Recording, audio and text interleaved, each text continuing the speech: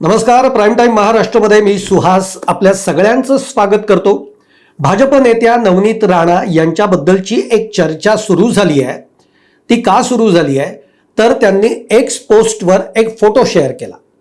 हा photo share केल्यानंतर त्यांनी उपमुख्यमंत्री सुनेत्रा पवार यांची देखील भेट घेतलेली आहे आणि त्यामुळे चर्चा अशी सुरू झालेली आहे की नवनीत राणा यांना राज्यसभेवर जायचं आहे आणि ते सुद्धा अजितदादांच्या राष्ट्रवादीच्या कोट्यामधनं. आता प्रश्न हा आहे की ही चर्चा आहे का ही बातमी कोणी पेरलेली आहे आणि ही चर्चाच राहणार आहे. अर्थात या सगळ्या गोष्टी पुढच्या 2-4 दिवसामध्ये स्पष्ट होतील, पण नेमकं काय घडतंय हे आपण समजून घेणार आहोत अगदी टप्प्याटप्प्याने. त्यामुळे लक्षपूर्वक हा व्हिडिओ अगदी शेवटपर्यंत बघा. आवडला तर लाईक करा, शेअर करा, चॅनल सबस्क्राईब करायला विसरू नका आणि तुमच्या देखील कमेंट या कमेंट बॉक्समध्ये जरूर टाका. तर मित्रहो, आधी आपण समजून घेऊयात की राष्ट्रवादीच्या कोट्यातनं म्हणजे काय.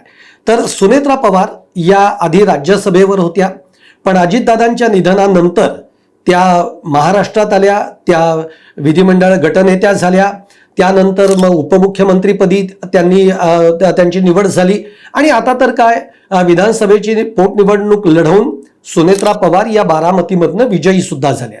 त्यामुळे आता त्यांना राज्यसभेचं जे खासदारकी त्यांच्याकडे आहे ते पद त्यांना सोडावं लागतं. आतापर्यंत आता जेव्हा त्या विधिमंडळात म्हणजे विधानसभेच्या आमदार झालेले आहेत तेव्हा ते पद त्यांनी सोडलेलं आहे. आता ते पद रिक्त आहे. ते जरी रिक्त असलं तरी ते किती वर्षासाठी आहे. जेव्हा सुनेत्रा पवार झाल्या त्याला फक्त 2-2.5 वर्ष झाली आहेत. त्यामुळे पुढची एक 2.5-3 वर्ष हे पद आत्ता राहणार आहे. म्हणजे ज्याची कोणाची वर्णी लागेल राज्यसभेला त्याला एक पुढची 2.5-3 वर्ष तो राज्यसभेचा खासदार असणार आहे. आता याच्यामध्ये नवनीत राणा यांनी एक्स पोस्टवर फोटो शेअर केला. तो फोटो म्हणजे काय तर नवनीत राणांनी आपले पती राणा आणि मध्ये दोघं उभे आहेत, त्यांच्यामध्ये देवेंद्र फडणवीस, मुख्यमंत्री देवेंद्र फडणवीस उभे आहेत, असा एक फोटो शेअर केला. हा फोटो शेअर केल्यानंतर काही तासांमध्येच त्यांनी सुनेत्रा पवार यांची देखील भेट घेतली आणि तिथून ही चर्चा सुरू झाली की नवनीत राणांना राज्यसभेवर जायचंय आणि त्यासाठी त्यांनी सुनेत्रा पवार यांची भेट घेतलेली आहे.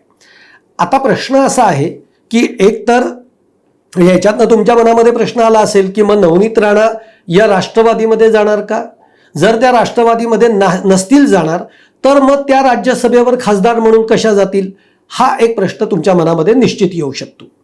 आता मुख्य मुद्दा येतो ते म्हणजे की नवनीत राणा या राष्ट्रवादीत जातील का तर आणि त्यांना राष्ट्रवादी घेईल का, हा देखील एक प्रश्न. म्हणजे त्या जातील का नाही हा वेगळा विषय आहे, पण राष्ट्रवादी घेईल का नाही हा मुद्दा आहे. तसा नवनीत राणांचा प्रवास जर आपण बघितला तर त्या राष्ट्रवादीमध्ये होत्या. शरदचंद्र पवार जेव्हा एकसंध राष्ट्रवादी होती तेव्हा नवनीत राणा राष्ट्रवादीमध्ये होत्या, पण लोकसभेची निवडणूक होती आणि त्यावेळेला त्यांना तिकीट नाही मिळालं म्हणून मग त्या भाजपमध्ये आल्या आणि त्यांनी लोकसभेची निवडणूक सुद्धा लढवलेली आहे. तर त्यामुळे तशा त्या मूळच्या राष्ट्रवादीतील, पण आता त्या भाजपमध्ये आहेत आणि सध्या तुम्हाला माहिती आता लोकसभेच्या वेळेला भाजपच्या आत्ताच्या या लोकसभेच्या वेळेला नवनीत राणांनी प्रचंड भाजपच्या बाजूनी प्रचार केलेला देखील आपल्याला माहिती आहे. आता मुद्दा असा येतो की मग राज्यसभेवर जर त्यांना जायचं असेल तर त्या राष्ट्रवादीत जाणार की काय. तर राष्ट्रवादीत त्या जाऊ शकतील का हा प्रश्न विचारण्याच्या आधी किंवा विचारण्यापेक्षा राष्ट्रवादी त्यांना घेईल का हा देखील एक मुद्दा आहे.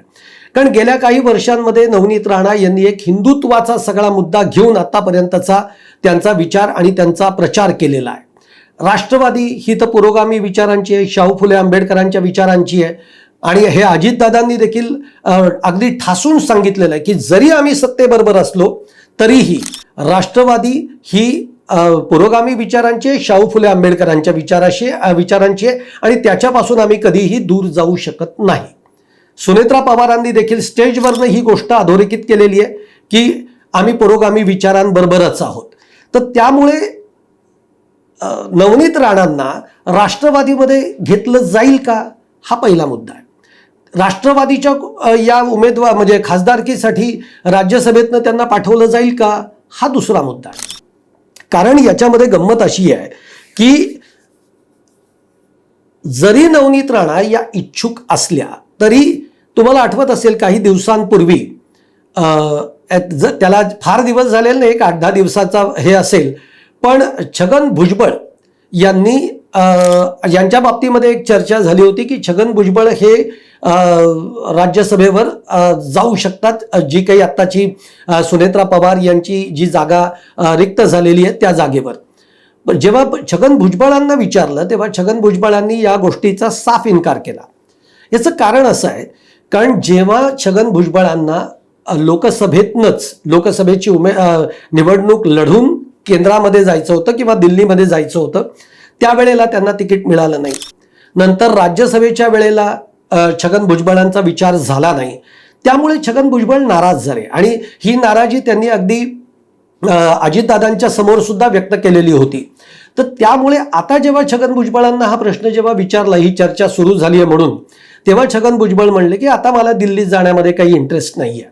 ज्या विधानसभेच्या माध्यमातून मी इथं निवडणूक लढलो, माझ्या मतदारांनी माझ्यावर जो विश्वास दाखवला, तो आता मला माझ्या मतदारांसाठी मला काम करायचं आहे आणि त्यामुळे मला माझ्या मतदार क्षेत्रामध्ये काम करायचं आहे, मला माझ्या नाशिकमध्ये माझा विकास करायचा आहे आणि मला माझ्या मतदारांना न्याय द्यायचा आहे. त्यामुळे मला आता दिल्लीमध्ये अजिबात जाण्यामध्ये इंटरेस्ट नाही आहे. पण मग छगन भुजबळांना इंटरेस्टमध्ये चर्चा का सुरू झाली होती? तर छगन भुजबळांना स्वतःला इंटरेस्ट नाही आहे, पण छगन भुजबळांना या सुनेत्राताईंच्या राज्यसभेच्या जागी त्यांना समीर भुजबळांना पाठवायचं आहे आणि हे मात्र त्यांच्या मनामध्ये आहे. त्यामुळे मग नवनीत राणांची तिथे वर्णी लागू शकते का, हा मुद्दा आहे. पण मग नवनीत राणांचं नाव अचानक का आलं? कारण याच्या मागे भाजप आहे. मग आता भाजप काही वर्षांसाठीचं हे राज्यसभेची जी जागा आहे ती आपल्याकडे घेईल का, आणि मग आपल्याकडे घेऊन त्याच्यावर नवनीत राणांना राज्यसभेवर पाठवेल का, असा एक तर्क आता मांडला जातोय. आता राज्यसभेची जागा ही भाजपला राष्ट्रवादी देईल का? कारण आधीच आपण बघितलंय की दुधानं तोंड पोळलेलं आहे. ते कसं, तर अजितदादांच्या नंतर अर्थ खातं जे आहे ते मुख्यमंत्री देवेंद्र फडणवीस यांनी आपल्याकडे घेतलं, कारण त्यावेळेला बजेट होतं आणि बजेटवर आणि त्याच तोंडावर अजितदादांचं अपघाती निधन झालं. त्यामुळे देवेंद्र फडणवीसांनी ते खातं आपल्याकडे घेतलं, बजेट सादर केलं, पण अद्यापपर्यंत अर्थ खातं जे आहे ते राष्ट्रवादीकडे त्यांना मिळालेलं नाही आहे. ही जेव्हा स्थिती येते तेव्हा आता राज्यसभेची ही जी काही जागा आहे ही भाजपला दिली तर पुढच्या वेळेला पुन्हा भाजप त्या जागेवर आपलाच क्लेम करेल असं होऊ शकतं. त्यामुळे राष्ट्रवादी तयार होईल का? पण आत्ताच्या ज्या विधान परिषदेच्या निवडणुका आपण बघितल्या, पुण्याच्या जागेवरनं जे काही सगळं रामायण घडलेलं आपण बघितलं आणि त्याच्यामध्ये देखील पुण्याच्या जागेच्या मागे कसं भाजप आहे आणि भाजपमुळे मग ती जागा कोणाला मिळाली, कोण तिथं उमेदवार राहिलं, हे सगळं आपण बघितलेलं आहे.